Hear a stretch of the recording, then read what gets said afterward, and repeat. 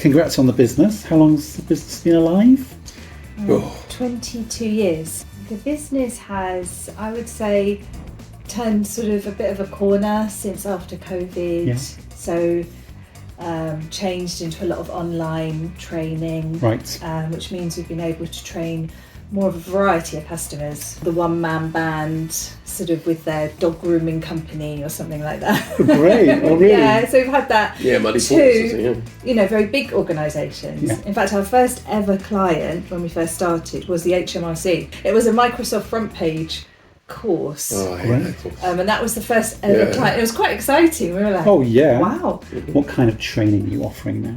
Well, end user training mainly. So it's Excel, data analysis training using to Adobe, like Photoshop, InDesign, Illustrator, that type of training that we do. So it's all basically people that are in organizations, they're just too busy to sit down and go through lots of YouTube videos, and they just want some structured training. Because there's a lot of small, like Microsoft Forms, Microsoft Stream, there's all these sort of small little apps.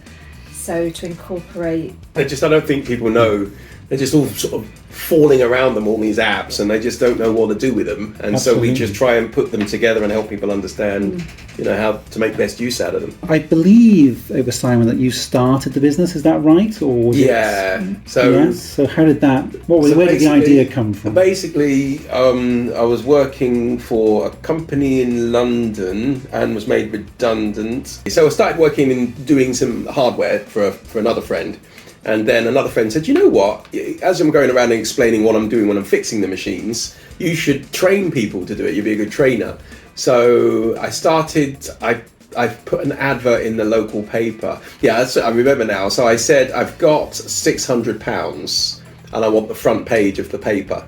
And it was just the local paper. And they said, £600, no, we could do a little small place on this. I goes, no, it's no good there. It needs to be on the front page, and I've only got this amount of money. So I've got all the artwork, I'll do all that myself. And as soon as you've got a space, if you have anything, just give me a ring. And then one day I got a ring, I was just out and about, and they said, oh, have you still got that artwork and the 600 quid? And I'm, yeah. He goes, could you get it to us in 20 minutes? Well, hang on. So I rushed home, emailed the artwork over to them, and got it into the paper. And I think it was just computer lessons for £10 at the time, £10 for the hour, and most of it was setting up printers and the basic stuff back in sort of the early 2000s. Where we lived, there was a lot of elderly people that they bought all of the latest equipment, but they didn't know how to use it. Yeah, there's Macs, PCs. They were the first. They were our first clients. How do you feel your approach differs to Simon's approach? Yeah, well, we're completely different. I didn't invoice people, basically. Because I think he's very much, very friendly, doing everything, but not so much thinking about, I need to invoice them now and I need to do this, and, So that's why eventually, because I was working for a small company, I thought, you know what, I think I need to leave here and then just work with Simon, and I do all that side of things. Thank you so much. What's it like to be married and be business partners? Delightful, isn't it? It is love, yeah.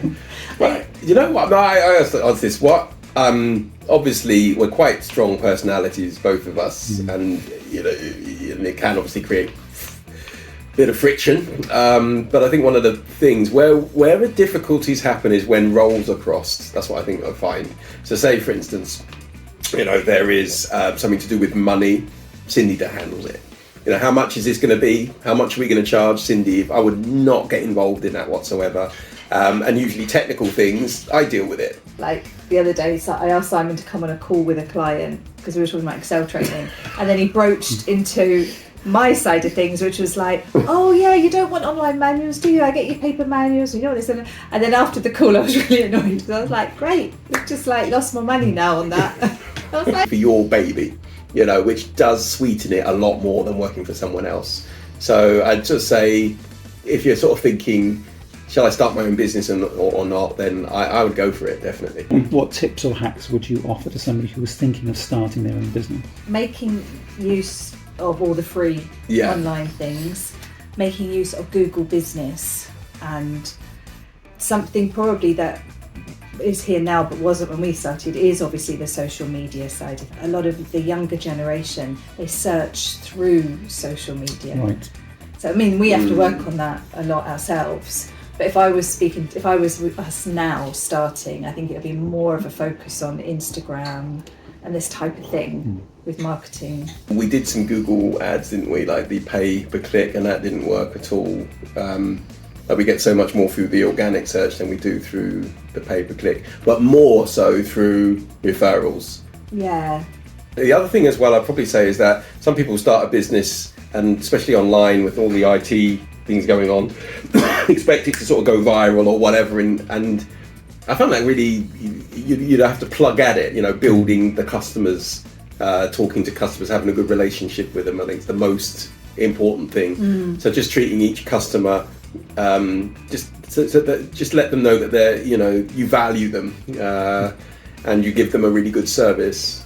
It's obviously they're going to pay you, but it shouldn't be working for the money. Having the website, which it's good that I can update myself.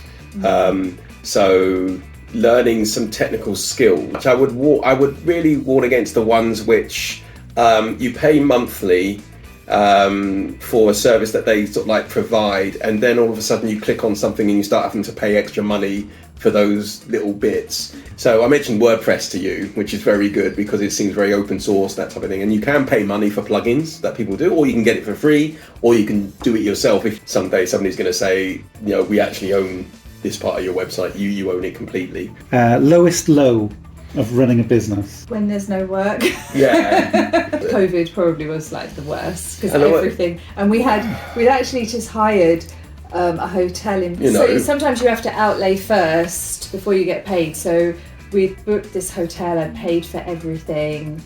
It was a few £1,000s, and then COVID happened, so the client cancelled, and I couldn't get the money back. Went back to the hotel, couldn't get the money back from the hotel. We said, well, what are we going to do? So what they decided to go. Yeah. They actually said, you can just use it, come in for dinners, and so we're like, we don't even live like this. We're is in not London. Near where we live. This is Peterborough. Hammersmith to Peterborough. Every time we went to see my mum, who lives closer to there, we just took loads of people for dinner all the time at this place. But I think because we've done it now for so long, we know something, it just goes in highs and lows, but you're never really on holiday, because it's your, you have to look after it. It's your baby. I think, the flexibility is a massive. So having the business, it allows you to say, okay, I won't do this work this day, or Cindy won't work this day, then when we can just do things for others as well. And that's, you think, you know what, I'm just going to ride my bike to Richmond Park, sit down, read a book, or, do some work there, have a cheeky hot dog. So in that way, it's less pressure. Because if you're not well, if you're working for someone, then that's quite a bit of a tricky situation, ringing up, I'm sorry. Whereas when you're working for yourself, of course, you might still have to work, but you can be a bit late, or you can go to the kitchen and get your hot water bottle or something. It just is more relaxing in that. And anything else you'd like to add? Working for your baby, which does sweeten it a lot more than working for someone else. So I'd just say, if you're sort of thinking, shall I start my own business or not, then I would go for it, definitely. And the fact that we've got different skill sets, so that it works quite well together. So and Simon's naturally good at IT, he's a good trainer. I'm doing the other side of things, behind the scenes, organising, so I think that does help. It works for us. I can't imagine not doing it now. No, thank you so much. For yourselves, isn't it? Eat as much lemon cake as you like, Simon. That's some nice cake. We should never have the lemon cake so close to you during this interview.